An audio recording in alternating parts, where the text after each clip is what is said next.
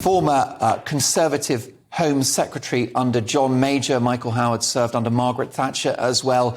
A true icon of the Conservative movement. Lord Howard, welcome to the programme. Now, you called for Boris Johnson to resign in the summer following the loss of two key by-elections in Wakefield and Tiverton and Honiton. So I can't imagine you were eager to see him back at number 10.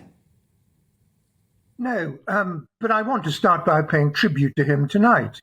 And Boris Johnson is a man of very remarkable qualities. And tonight he's done the right thing.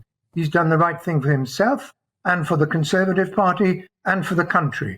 And I want to pay tribute to him for the action that he's taken tonight. I am a supporter of Rishi Sunak.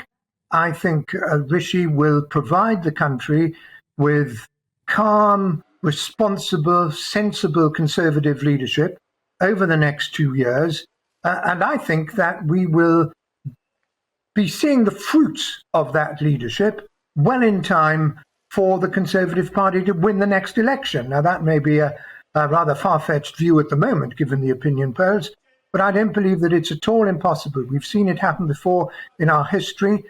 Suez was an even greater humiliation than we've been through in the last few weeks. But there was a change of Prime Minister a few weeks later, and 2 years later, the new Prime Minister, Harold Macmillan, won a majority of 100. And I think that can happen again. Well, now, what about the future of the Conservative Party, Lord Howard?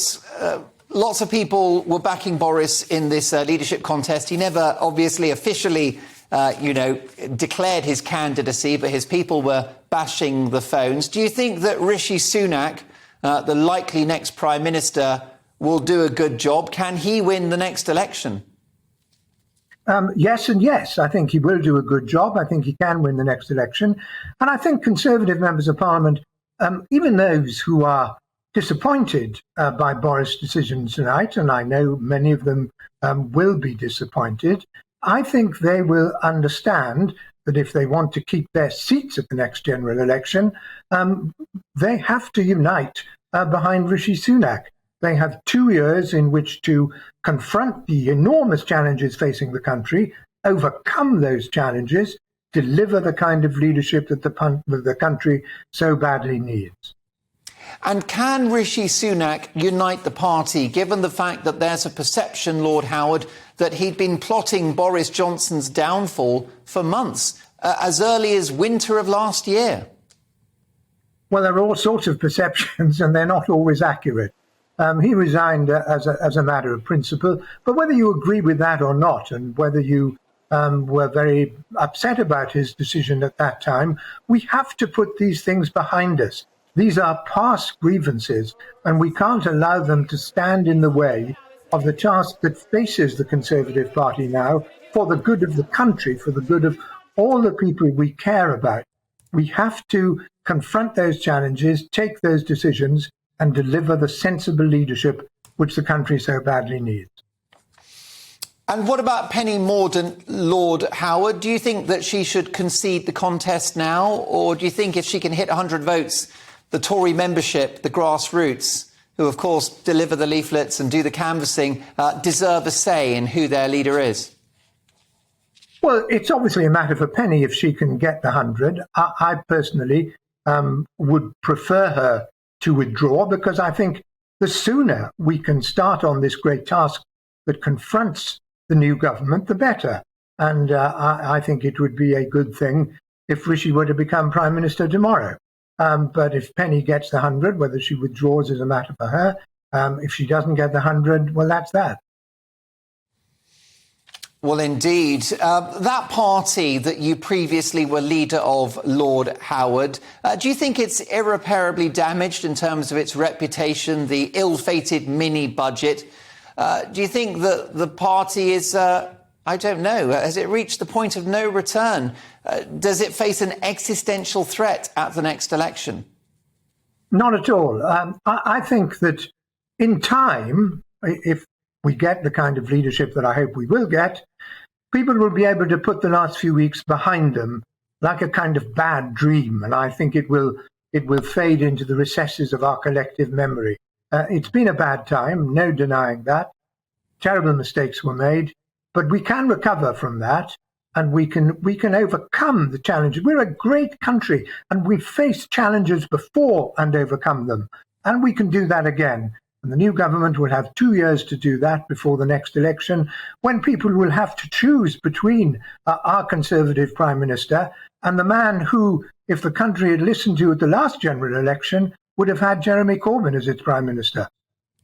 Lord Howard, what's your advice to most likely the incoming new Prime Minister, Rishi Sunak? For example, the composition of his cabinet.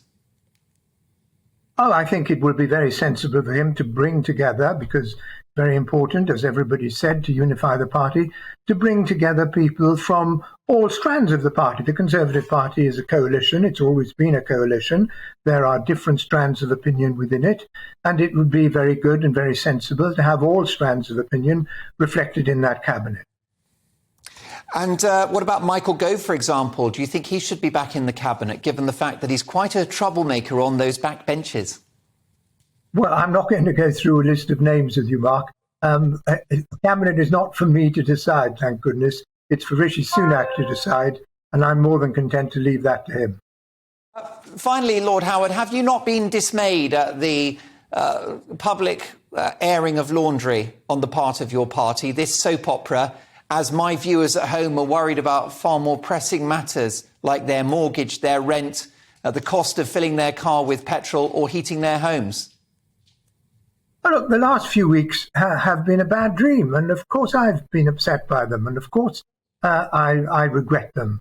But I hope we can now put that unhappy period behind us and concentrate on making life better for the people of our country. It's not going to be easy. There are tremendous worldwide challenges that we have to face, but it can be done. And I think Rishi Sunak is the man to do it. Lord Michael Howard, thank you so much for joining us. If you're just joining us, Boris Johnson has withdrawn from the race for number 10. He was never in the race in the first place, but his people were bashing the phones. He's out. He claims he got 102 MPs to support him, but he worried that he'd be leading a divided party. So in the national interest, he will not be our next Prime Minister. It could be Rishi going to the palace as early as tomorrow afternoon. What's your reaction? Mark at gbnews.uk.